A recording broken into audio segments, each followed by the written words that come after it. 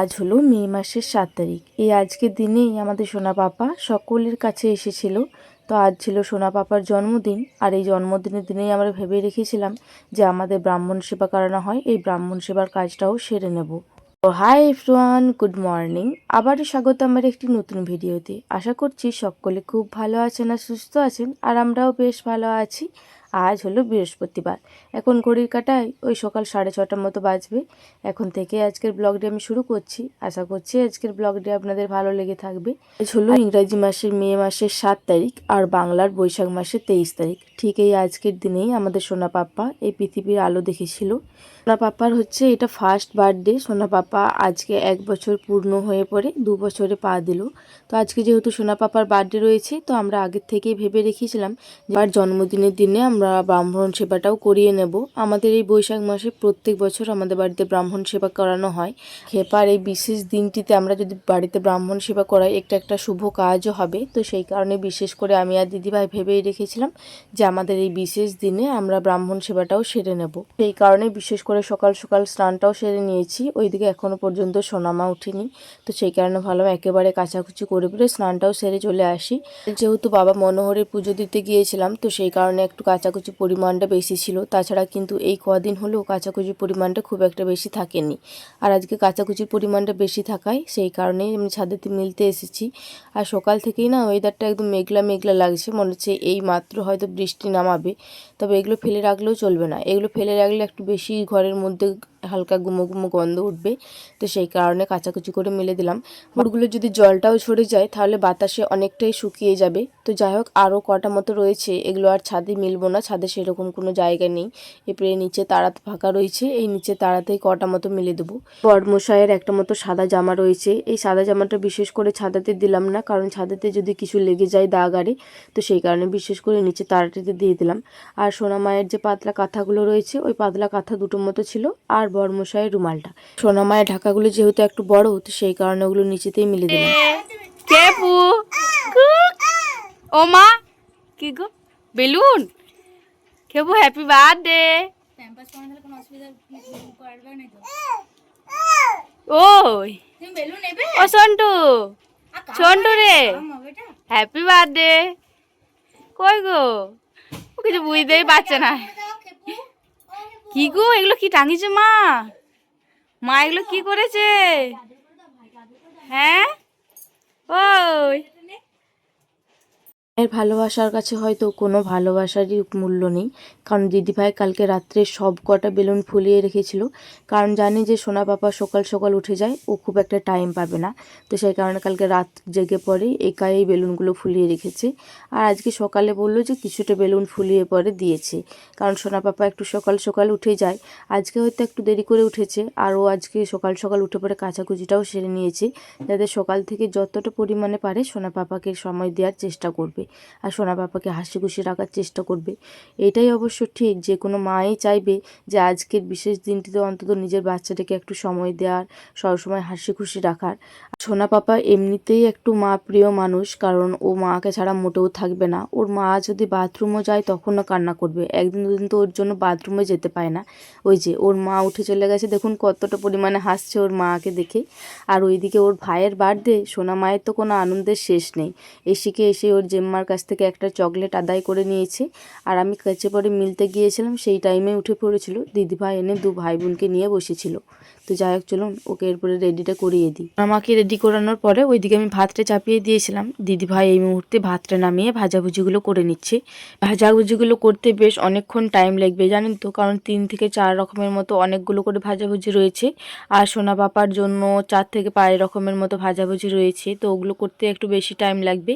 দিদিভাই ততক্ষণকে ওগুলো করছে। আর আমাকে ঠাকুমা বললো যে গাছের থেকে আম এনে দে, আমের টাটকা টাটকা আচার করবি। আমরা বলছিলাম যে আচারটা করে রেখেছি ওটা দেবো। তো ঠাকুমা বললো যে না, ওটা দেওয়ার দরকার নেই, গাছ থেকে টাটকা আম নিয়ে আয়, তারপরে আচার করে দিবি। তো ওই ছোটো গাছটি দেখলাম যে একটাও আম নেই। তো সেই কারণে এই বড়ো গাছটাকেই এলাম। আর এই বড়ো গাছটার আমগুলো বেশ বড় বড় হয়েছে। আমার এই আম জাম কাঁঠাল এইসব কিছু পারতে না আমার দারুণ লাগে। ছোটোবেলায় তো এই সব কিছু পাড়ার আমি বাঘ ছিলাম। আমরা তো সকলেই হয়তো ছোটোবেলায় এইসব কাজগুলো করেছি, গাছেতে উঠে পড়ে লোকের আম চুরি করেছি, জাম চুরি করেছি। এইসব জিনিসগুলো না মনে পড়লে বেশ মনটা খারাপ লাগে। তখন তখন মনে হয় যে ওই ছোটোবেলাটাই হয়তো ভালো ছিল। যাই হোক, আজকে আর বেশি দেরি করব না, কারণ আজকে বাড়িতে অনেক কাজ রয়েছে। আর ওই 6টা মতো আম পেড়ে নিয়েছি। বাড়িতে যখন এসেছিলাম তখনও দিদিভাইয়ের ভাজাভুজি চলছিল, তো এই মুহূর্তে দিদিভাই আমের চাটনিটা বসিয়েছি। এসেই ঠাকুমার সঙ্গে সঙ্গে কেটে দিল, তারপরে আমের চাটনিটা বসিয়ে দিল। আর ওইদিকে ভাতের হাঁড়িটা অনেকক্ষণ উপুর করা হয়েছে, তো সেই কারণে ভাবলাম যে সোজা করে পরে ভাতগুলো ঠান্ডা করতে দিয়ে দিই। এদিকে আমরা ভাতটা নিয়ে পরে দুই জায়ের কথোপকথন চলছিল যে ভাতটা ঠিকঠাক হয়েছে তো, ফড়ফড়ে হয়েছে তো। মিনিমাম 3 থেকে 6 জন মতো খাবে, 2টো মতো ব্রাহ্মণ খাবে, একটা মতো বৈষ্ণব খাবে। আর আমাদের বাকুলের সঞ্জীব দাদাকে বলা হয়েছে, মনীষা বুনুকে আর আবির খেপাকে। এই কটা মানুষকেই বলা আছে, খুব বেশি মানুষকে বলা হয়নি, কারণ আমরা ছেলে নিয়ে খুব একটা বেশি পারবো না, তো সেই কারণে সাহস করে আর কাউকে বলিনি। যতটুকু পারবো চেষ্টা করব। আর আজকে বৃহস্পতিবার হলেও আমাদের ইচ্ছা ছিল মাছ করার, মাছের কালিয়া করার। তবে আজকে সকাল থেকে কোনো মাছও আসেনি জানেন তো। আর এখন ধান কাটার ভিড়ে আমাদের পাড়ার মধ্যে সেরকম কেউ বাজারও যায়নি যে বাজার থেকে আনতে দেবো। যে একটুখানি টাইম ব্রেক ছিল, কারণ ওইদিকে আমিও সোনা মাকে খাইয়ে পরে ঘুম পাড়াতে গিয়েছিলাম, আর দিদি ভাইও সোনা পাপাকে ঘুম পাড়াতে গিয়েছিল। ওইদিকে এখন দুজনেই ঘুমাচ্ছে, তো হঠাৎ সোনা পাপা উঠে পড়েছে। আজকে কিন্তু আর সোনা পাপা ঘুমোয়নি। তো দিদিভাইকে বললাম তুই না হয় যা, আমি এদিকে কুমড়ো ঝালটা বসিয়ে দিচ্ছি। কুমড়োর ঝাল কীভাবে বসায় আপনারা তো সকলেই জানেন, তবুও একবার বলে দিচ্ছি। 5 ফোড়ন, লঙ্কার ফোড়ন, তেজপাতা ফোড়ন দিয়ে কুমড়ো আর আলুটা ভালো করে নুন হলুদ দিয়ে ঢাকা চাপা দিয়ে কষিয়ে পরে যখন লেগে লেগে আসবে পরিমাণ মতো জল দিয়ে ঢাকা দিয়ে দেওয়া। ওইদিকে ততক্ষণকে ভাবলাম যে কুমড়োর ঝালটা সেদ্ধ হচ্ছে হোক, এইদিকে এবারে পোস্তটা বেটে নিই। এরপরে ঝিঙে আলু পোস্ত হবে, ওই পোস্তটাই এরপরে চাপাবো। এই কারণে ভাবলাম যে পোস্তটা বেটে নিই। আর বাড়িতে পোস্তটা বাড়ন্তেই ছিল, দাদাভাই কিছুক্ষণ আগেই এনে দিল। কোনো প্যাকেটের এই নতুন প্যাকেট খুলতে আমার বেশ বিরক্ত লাগে, কারণ এই প্যাকেটগুলো আমি মোটেও খুলতে পারি না জানেন তো। যতক্ষণ বা বুটিন কাঁচি বা ছুরি ইউজ করব ততক্ষণ আমি খুলতে পারবো না। তো যাই হোক, ওইদিকে মোটেও খুলতে পারছিলাম না, একটা কাঁচি করে খুলে পরে নিয়ে এলাম। তো যাই হোক, পরিমাণ মতো পোস্তটা দিয়ে দিলাম আর অল্প পরিমাণে জল দিয়ে দিলাম। এদিকে ততক্ষণ একেবারে ভালো করে পেস্টটা করে নিই। আর ওইদিকে সোনামা ঘুমাচ্ছে, একটু টেনশনও লাগছে যদি উঠে যায়। আর ওইদিকে সোনা পাপা বসে রয়েছে, তো ওকে দেখে একটু হাসছে, ওর কাকার সাথে খেলা করছিল। আর আপনাদেরকে এর আগের ভিডিওতেও বলেছি আর এই ভিডিওতেও বলছি যে আর একটু ঠান্ডা লেগে গিয়েছে, তো সেই কারণে একটুকু ভয়েসটা আলাদা লাগতে পারে, তো সেই কারণে ওইটাকে একটুকু ম্যানেজ করে নেবেন। তো যাই হোক, ওইদিকে পোস্তটা বেটে নিয়ে এসে পরে দেখলাম এদিকে কুমড়োর ঝালটা হয়েই এসেছে। এরপরে কুমড়োর ঝালটা নামিয়ে দেবো। এসে পরে কিন্তু অল্প পরিমাণে মিষ্টিও দিয়ে দিয়েছিলাম। কুমড়োর ঝালে মিষ্টি না দিলে কিন্তু খুব একটা বেশি ভালো লাগে না, তবে এই ভাতের ক্ষেত্রে কম মিষ্টিটাই ভালো লাগে। তো যাই হোক, ওইদিকে কুমড়োর ঝালটা নামিয়ে পরে এরপরে পোস্তটাও চাপিয়ে দিই। পোস্তর মধ্যে অল্প পরিমাণে জিরের ফোড়ন দিলাম, তারপরে ঝিঙে আলু পোস্তটা দিয়ে দিলাম। কোনো রকম ফোড়ন দিইনি, যেহেতু আমি কাঁচা লঙ্কাটা পেস্ট করেই নিয়েছি। আর সোনার মাকে আর সোনা পাপাকে যেহেতু খাওয়াবো, তো সেই কারণে আর কোনো কিছু লঙ্কা ইউজ করিনি, একেবারেই কাঁচা লঙ্কা পেস্ট করে রেখেছি। ওই পেস্টটা নামানোর পরে সোনা মায়ের আর সোনা পাপার জন্য বার করে পরে না হয় দিয়ে দেবো। ঢাকা চাপা দিয়ে বেশ 4 থেকে 5 বার মতো নাড়লাম, তারপরে তোলাতে লেগে লেগে যাচ্ছিলো। এরপরই পরিমাণ মতো জল দিয়ে পরে সেদ্ধ করতে বসিয়ে দেবো। পোস্তটি যখন নামাচ্ছিলাম তখন সোনামা উঠে পড়েছিল, আর ও উঠলে তো মানে রান্নাঘরের কি অবস্থা হবে তার কোনো ঠিক নেই। আর এতটা পরিমাণেই জ্বালাচ্ছিল, তো সেই কারণে আর কোনো রকম ভিডিও শ্যুট করতে পারিনি, পোস্তটা নামিয়ে দিয়েছিলাম। ওই যে ছোটো বাটিতে দেখছেন ওইটা সোনা মায়ের আর সোনা পাপার জন্য রেখেছি, আর এই দুটোতে হচ্ছে সকলের বড়দের জন্য। আর আজকের মেনুটা দেখেই নিন কি কি করেছি। ভাজাভুজি 3 থেকে 4 রকমের মতো, পটল ভাজা, ভেন্ডি ভাজা, কাল্লা ভাজা, আর ওগুলো হচ্ছে সোনা পাপার জন্য। আর এদিকে ঝিঙে আলু পোস্ত, কুমড়োর ঝাল, মুসুরির ডাল, আর আমের চাটনি আর শাক। আপনাদেরকে তো বললামই যে মাছটা করার ইচ্ছা ছিল, তবে মাছটা পাইনি, তো সেই কারণে আর করা হয়নি। আর এই সব কটা খাবারই কিন্তু পেতে ঢাকা ছিল। আপনারা হয়তো ভাববেন না যে পেতে ঢাকা থাকেনি, এই যে সব কটা পেতে আমি এইদিকে তুলে রেখেছি শুধুমাত্র আপনাদেরকে দেখানোর জন্য। ঘড়ির কাটায় মিনিমাম ওই 1:45 মতো বাজবে। আমি সোনামাকে মিনিমাম 12টা 10-15 মতো বাজবে ওই রকম টাইমে খাইয়ে দিয়েছি, কারণ সোনামাকে খাইয়ে দিলে আমি প্রত্যেকটা দিক থেকে নিশ্চিন্ত থাকতে পাই। এদিকে ব্রাহ্মণ মশাই আর ব্রাহ্মণ মশাইয়ের ছেলে এসেছে, এখনও পর্যন্ত বৈষ্ণব ঠাকুর আসেনি, ওর আসতে একটু দেরিই হয়, তো সেই কারণে ভাবলাম যে এদেরকে ততক্ষণকে খেতে দিয়েই দিই। ওইদিকে আমি পাত্রা ততক্ষণকে সাজাচ্ছিলাম ব্রাহ্মণ মশাইদের, তো ততক্ষণকে দিদিভাইয়ের ডালগুলো আরে সিঁজাচ্ছিল। আমি আর দিদিভাই দুজনে মিলেই খেতে দেওয়াটা কমপ্লিট করে নিলাম, কারণ এইদিকে সোনা পাপাকেও খেতে দিতে দেরি হয়ে যাচ্ছিল।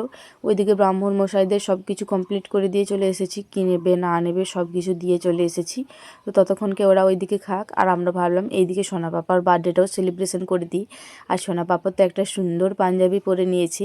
আমার সোনা পাপাকে সকলেই আশীর্বাদ করবেন যেন একটা বড় হয়ে মানুষের মতন মানুষ হতে পারে। পাঞ্জাবিটা পরে সোনা পাপাকে কেমন লাগছে তোমরা কিন্তু কমেন্ট করে জানাতে ভুলবে না কিন্তু। আর এইদিকে সোনা পাপার ভাতগুলো আরে সব কিছু দিদিভাই একদম সুন্দর করে গুছিয়ে দিয়েছিল। তবে সোনা পাপাকে যেই বসানো হয়েছে সেই তো সোনা পাপা একদম হাতে করে খাবলে নিজে হাতে ভাত খেয়ে নিয়েছে। আমরা জানি যে সোনা পাপা খুব একটা খাবে না, তবে এগুলো আমাদের শখের বশে করা আর এগুলো স্মৃতিবন্ধ করে রাখার জন্য, কারণ সারা জীবন সোনা পাপা দেখতে পাবে যে ওর জন্য ওর মা কি করেছে। যাই হোক, ওইদিকে সকলেই রয়েছে সোনা পাপার কাছে, ওরা না হয় থাক। এইদিকে আমাদের ব্রাহ্মণ মশাইদের খাওয়া দাওয়া কমপ্লিট হয়ে গিয়েছে। আর এটাও তো প্রত্যেকটা বাড়িতে নিয়ম রয়েছে যে ব্রাহ্মণ মশাইদের সেবা করানোর পর আপনার যতটুকু সামর্থ্য ততটুকু পয়সা দিয়ে পরে ওদেরকে প্রণাম করতে হয়। তো সেই কারণে আমি ওই নিয়মটা করলাম। এখন ঘড়ির কাটায় মিনিমাম ওই 2:30টা মতো বাজবে। এই মুহূর্তে সকলের খাওয়া দাওয়া কমপ্লিট হয়ে গিয়েছে। আজকে সারাটা দিন কীভাবে যে বেরোলো, প্রচণ্ড পরিমাণে হয়রানি লাগছে জানে তো। আর আজকে পাটাও প্রচণ্ড পরিমাণে ব্যথা করছে। আপনারা যারা আমার ইউটিউবের পুরনো ভিডিও দেখেন আপনারা হয়তো জানবেন যে এককালীন আমার পাটা একটু অবশের মতন হয়ে গিয়েছিল, তখন প্রচণ্ড পরিমাণে ব্যথা করছিল, ডাক্তারও দেখিয়েছিলাম। তবে ডাক্তার তো ওষুধ খেতে বলেছিল। আমার একটাও দোষ আছে, কারণ আমাকে ওষুধ দিলে ওষুধ তো সেই রকম কোনো একটা খাই না টাইমে, ওষুধ খেতে ভুলেই যায় অর্ধেক টাইম। আর একটু উঠানামাটাও কম করতে বলেছিল। তবে সংসারে থাকলে এই উঠানামাটা কম মোটেও হবে না। আর আমাদের অনেকগুলোই সিঁড়ি, আমাদের সিঁড়ি ভেঙে ভেঙে বেশি ওঠানামা করতে হয়। তো সেই কারণে মাঝে মধ্যে তো পাটা ব্যথা করেই। আজ আবার বেশ অনেকগুলো কাচাকুচিও করেছিলাম, আজকে আবার ছাদেও বেশ অনেকবার ওঠানামা করেছি। যাই হোক, শরীর থাকলে শরীর খারাপ তো হবে, এগুলো যত মাথায় টেনশন নেবো তত বেশি শরীর খারাপ লাগবে। এগুলো খুব একটা মাথায় না নিলে কিন্তু খুব একটা বেশি শরীর খারাপ লাগবে না। আর এইখানে অনেক বেশ বাসনপত্র ছিল, ওগুলো সব কিছুই ধোয়া মাজা করে নিয়েছি।